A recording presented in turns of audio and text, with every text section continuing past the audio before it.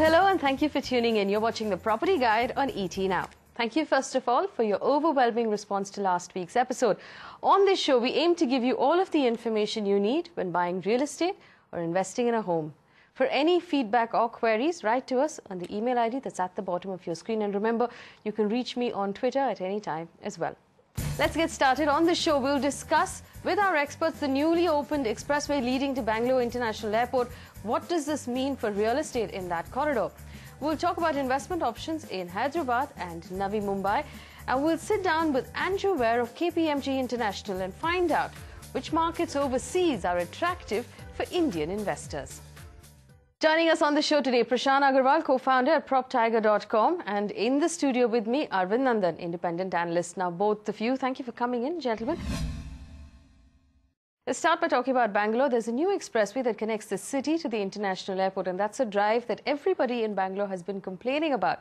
But the new corridor also now joins Hebbal, the international airport, and a lot of other areas to the city, which means that it will have a drastic impact on real estate. Let's take a look at what prices are like in that area right now, and then we'll come back and talk about it.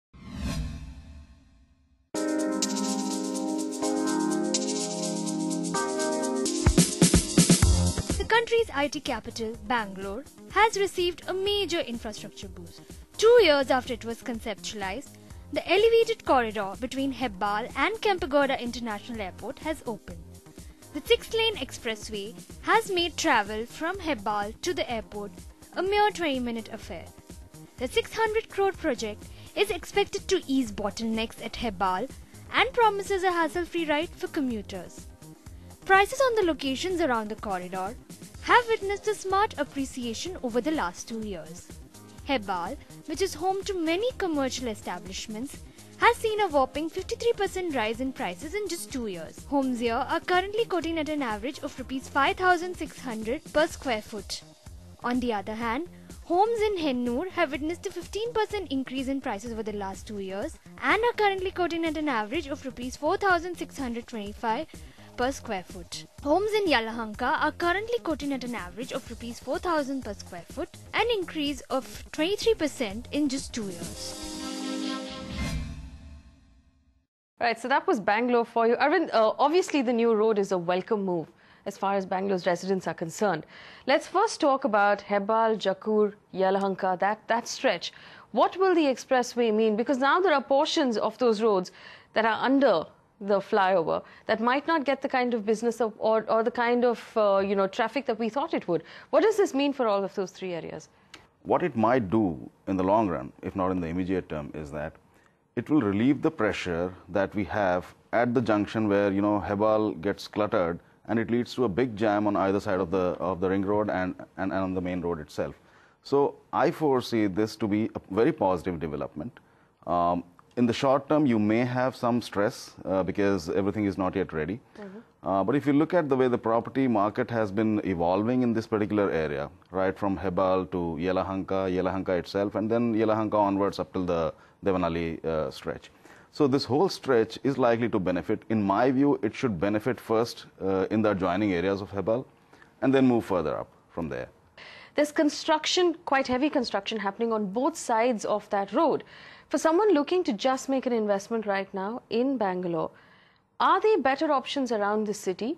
Does it make sense to focus on those areas? And I'm only talking for investors. We'll talk about end users in a little while. But as an investor, should I be focusing across that expressway, or is there a better option for me in the city? I think as an investor, if you have a long-term view, you should definitely invest in these areas. And I'll quote a bit of history. About 4 or 5 years ago, the prices here were about 4,000 to 5,000 rupees, and they've now climbed up to 10,000 and 10,000 plus as well. There is a certain degree of anticipation because the whole stretch is developing. There is commercial activity coming in here, which is the greatest engine for developing residences. So as an investor, I would certainly take a position on this, but if I'm a long-term investor. Otherwise, there are... What's long-term here? Well, I would say if you're 3 years plus. Okay. All right. So if you're a 3 years plus kind of a investor with that kind of a vision, you should definitely take a position here. So if you are okay with a 3-year plus horizon, you should definitely take a position. If you are not, if you want something which is immediate, you'll have to enter at a higher price, and there are various parts of Bangalore whether it's Mathahalli or various other parts, you will get several other options. But if you're a long-term player, definitely go here. Well, let's bring in Prashant here. Prashant, there's a lot of construction like we were talking about and a lot of those very, very reputed developers right now. So for someone looking to buy a home as an end user, a home to live in, obviously travel time is going to count. But if you were to compare right now that expressway stretch with areas like Tanisandra, with Hennur Road, around the Mayantha Tech Park, would you say there are better options for end users? So I would agree here, that definitely Tanisandra and Hennur are one of the key beneficiaries of this opening of the new, flyover to the Devanahalli, airport. What we'll see, a momentum over the next few months would be, of course, Devanahalli prices will improve given that, the connectivity is improved by over, 20 minutes from Hebbal now reaching the airport. So if we also look at, some data points in terms of absorption of supply, we have seen quite a bit of supply being absorbed in the Tanisandra belt. So I would definitely recommend in the short term, look at Tanisandra, Hennur, maybe Hebbal if you, have the budget. And then, of course, if you are looking at the long term, Devanahalli with all the projects that are planned, including the Devanahalli Business Park as well as the BIAL IT investment region, that should be considered over the, the longer horizon investment.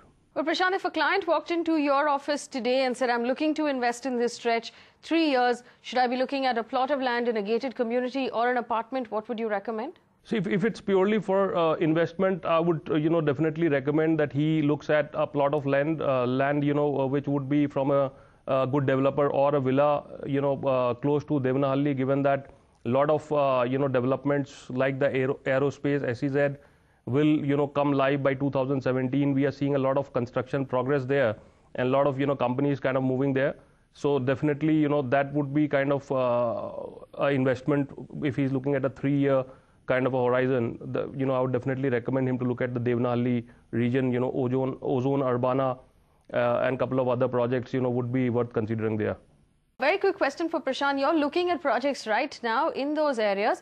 If we have viewers at this point who are looking to buy either as investors or as end users, give us a checklist that we should be asking the developer when we consider to buy something in that area of Bangalore. Couple of things that, one should look at is, of course, what is the kind of supply, what is the kind of absorption in the market. So if you look at the Hennur market, and if I can quote some data, currently there's around 3,000 odd units which are, under development, which are unsold, with a inventory overhang of about 17 months. So clearly, that is a reason that one should look at in terms of, investing for the short term. In terms of a checklist, look at a reputed developer who has a good track record of delivery, and, look at projects where the sanctions have come in, all the approvals are in place. Water definitely is a challenge in that area, and in the near future it will continue to be so. So look at a reputed developer, sanctioned plan, a project where home loan is in place. Of course, look at the price, given that the current market in Hennur is trading at about 5,000 rupees a square feet. So definitely look for a deal which is sub 4,500 to get in, so that you can expect a good return. All right, a nice useful checklist then. If you're wondering what sort of projects you should focus on, here's a list of recommended projects in the Hennur, Yelahanka, Hebbal area. If you're looking for a home in the location surrounding the new Bangalore International Airport, here are some options. In Hebbal, Misty Waters by Prestige Group and Platinum by Godrej Properties.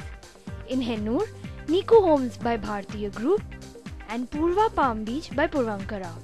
In Yelahanka, Garden Bay by Prestige Group and Saras by Century. All right, it's time to take some questions. Now, Karnam has written in 2 residential plots in Chikbalapur, Bangalore, located in close proximity to the new international airport. Please give me advice on the location's future prospects. Chikbalapur used to be a different city until the airport came in. It's now part of Bangalore. Should he be holding on to that? Chikbalapur is still a little further away, and even on the time horizon, I think it's slightly ahead. So if you have no reason to quit, and if you are an investor who really wants to make money on it, stay put. But do not expect an appreciation very quickly, not in the next couple of years at least. You will have to wait, and if you stay put with it, as the developers start developing those areas, you will get appreciation. But my advice is, if you are a short-term player, you don't have a business being there. If you're a long-term player, definitely be there. All right, so you have to wait for all of the areas we just talked about to get saturated Yes. before it goes even further than the airport. All right, let's take another question. Sudha has written in, she wants to buy a flat in Gurgaon with a budget of 60 to 70 lakh rupees. Shortlisted Dwarka Expressway. She wants some options. Prashant, I'm going to come to you on this. Dwarka Expressway right now, I know you did a big report on Dwarka Expressway. Do you recommend that she buys in that area, and do you have options for her? If you look at some data, both New Gurgaon as well as Dwarka Expressway, has appreciated by close to 9.8% over the last 12 months. And if you look at under construction supply, it's about 32,000 units in the New Gurgaon region with an inventory overhang of about 14 months. Whereas on the Dwarka Expressway, there's an under construction supply of 48,000 units and an inventory overhang of 24 months. So with all that data in place, my suggestion would be that you look at New Gurgaon for investment, given that your budget is about 60 to 70 lakhs, and you haven't mentioned whether you are interested in in what size, in a 1 or a 2 bedroom. I would suggest you look at Vatika Lifestyle Homes in Sector 83 Gurgaon, where a 1 bedroom of 900 square foot would come close to about 65.7 lakhs.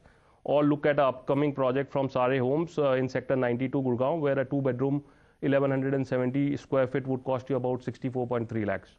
We're going to take a very quick break. When we come back, we'll talk about investment options in Hyderabad and Navi Mumbai. Don't go anywhere.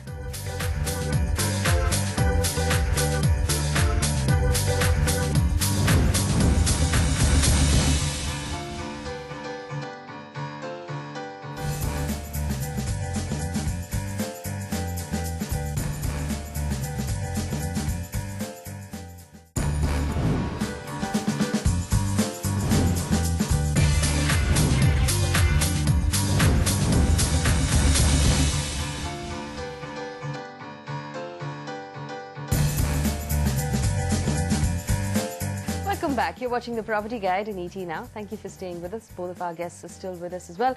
Let's take a few more questions. Amit has written in, and this is a really interesting question. The reason why we've picked it out is because it represents a lot of the questions we're getting over the last few weeks. Now, he wants to know if he should buy a low-priced property in Gachibowli in Hyderabad or an expensive under-construction property in Kandivali East in Mumbai. He wants to know which one will give him better returns. Also, he wants to know a few options between both of those, a budget of 1 to 1.5 crore rupees.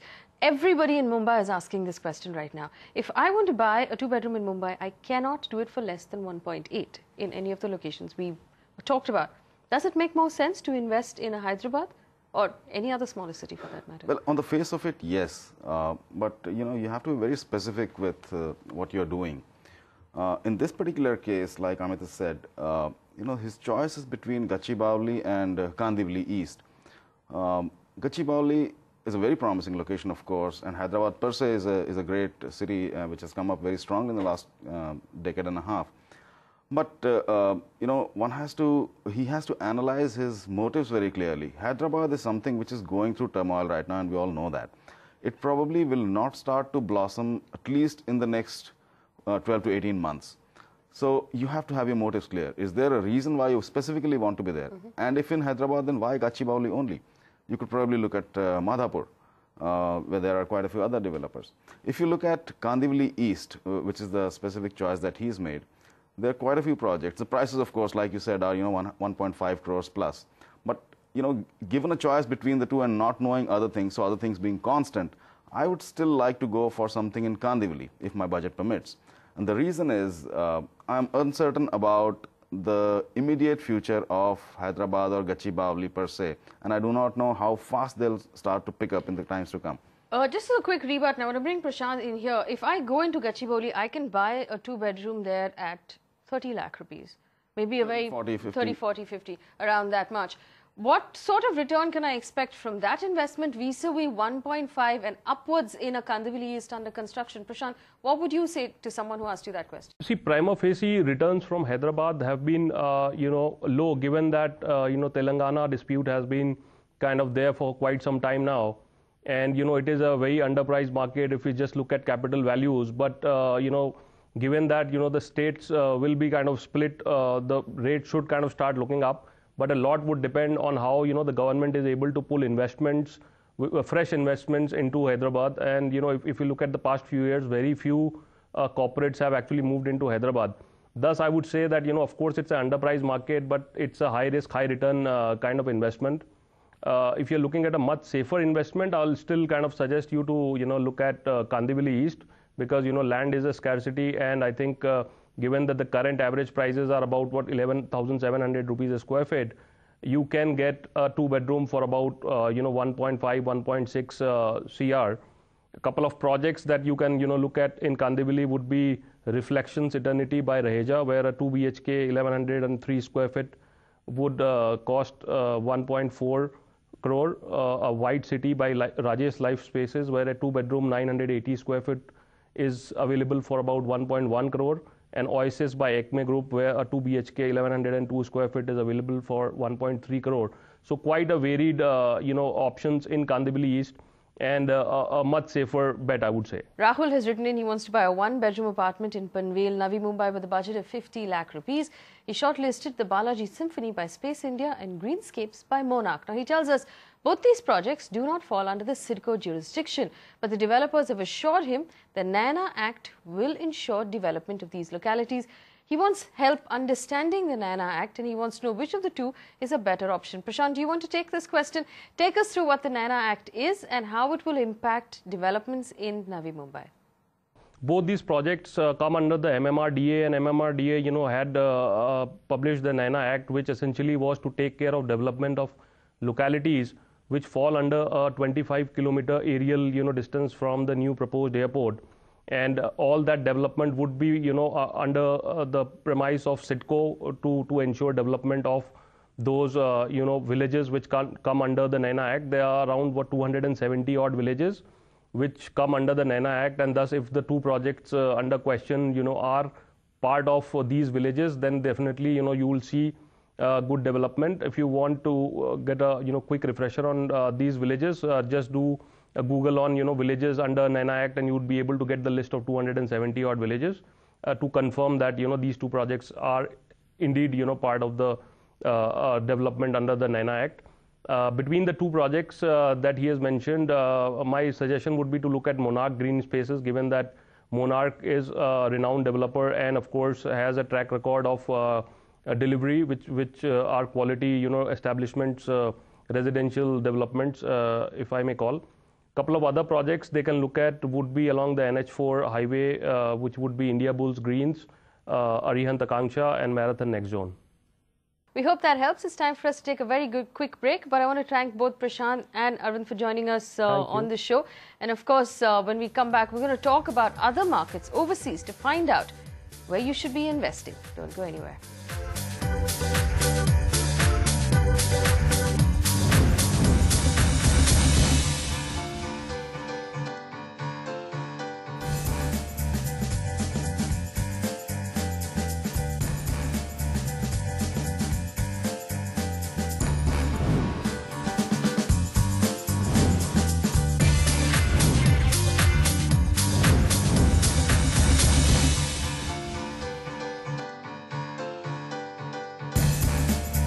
Welcome back. You're watching the Property Guide on ET Now. Thank you for staying with us.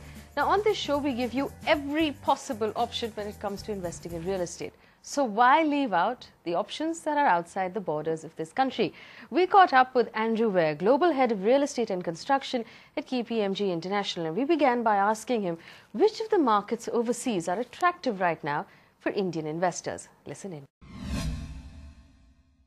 Andrew, thank you so much for speaking with us. My first question to you is for the Indian HNI investors who are looking at the real estate market in India and asking if there are better options perhaps outside of India right now. Now, we know the West is beginning to show some sort of gallop in that direction. Southeast Asia is starting to slow down. So when you look at it from a global point of view, are there better options for us outside of India? It's a very good question. The trade-off between the hunt for opportunities in Europe and the US versus long-term growth story and structural story in Asia is very important. At the moment, there's a lot of capital flowing into London and New York. In Europe, actually, 25% of investment in 2013 in real estate came from funds from outside Europe. So Indian high net worth individuals, Chinese high net worth individuals, Singaporeans, there's a significant trend. Well, let's also talk about Southeast Asia, both Hong Kong and Singapore. Really expensive markets, nobody knows better than you. For Indian investors considering either of these markets right now, because we've read about the fact that developers in Hong Kong are now open to offering discounts, we might see prices or sales slow down even further over the next couple of years. Do you agree with that prediction? And do you believe there are opportunities in Hong Kong at all? I think you are seeing a slowdown. Prices are being reduced, there are discounts, but they're still at a very high level compared to history. Double stamp duty and stamp duty for foreign investors is a big issue in Hong Kong and Singapore, and it's quite a deterrent at the moment for investors. So in many ways, a wait-and-see approach, I think, would be the right one for those two markets. Let's talk about the Indian market, Andrew, right now. We do know that global investors have, as far as real estate is concerned, have taken a step back right now. They're holding the money, but they're thinking about it. Tell me what you're hearing from global investors about India. What is the view right now? I think last year was about 137 billion came into Asia Pacific, of which only 1% came into India. But the allocation to real estate in Asia and the allocation of Asia Pacific in the international funds is still probably underweight. And within that, India is significantly underweight. So that pent-up demand is definitely there. What is one hearing? Well, a slight concern in being able to get things done, being able to complete, and also being able to exit. And I think if one's able to bring some legislation in or have significant momentum on some of the regulatory changes, I think the sentiment outside could change very, very quickly. Also tell me, assuming that things do get better in India over the next year or so, what focus really do investors have in terms of which city they're looking at in India, or which markets in India seem most attractive? Well, it's very interesting. Outside India, in Asia, it is the shopping centre and the shopping mall market, the retail side, which is very well capturing the emerging consumer. I know India's had a very interesting journey on that in recent years. So the other thing is first-tier cities. Are there available sites? It's the same challenge in China and other countries. Very quality, good real estate in the first-tier cities. If one owns it, does one really want to sell it? So I think you could see some of the second-tier cities, Pune and others, doing very well. And it's interesting when you look at some of the PE investors, they have made some very significant investments in the second-tier cities, particularly those where there's more a theme, maybe it's science parks or it's IT hubs. It makes it sometimes a bit easier for the international investor. So easier to do deals probably in the second-tier cities. I have another very quick question for you about London. Yeah. When you talked about condominiums in London being sold on a regular basis, for advice for Indian investors right now, keeping in mind the fact that our fixed deposits, our bank deposits currently give us upwards of 8 to 9%. So if we were going to buy in London, what would you recommend we buy in terms of just looking at capital appreciation and returns over the next 4 or 5 years? I think if you're a high net worth individual and you have plenty of capital to deploy, it's an easier decision. If you're putting all your eggs in one basket, I wouldn't be investing in some of these. I would be very careful on location. Some of these condominiums being marketed, if you come from London like I do, and you see some of these locations, and you go to some of these shows in Asia, you do wonder how those prices can be asked. And one's got to be very careful of what is the true market price and what would be the exit if you have that investment. So I would proceed with real caution if one isn't in one of the core central areas of London. All right, Andrew, thank you so much for spending time with us. It's been a pleasure. Thank you very much. Thank you. So remember, if you have any questions at all about buying property, write to us. Email ID is on your screen. You can reach me on Twitter. I'm always happy to hear from you. Thanks so much for watching.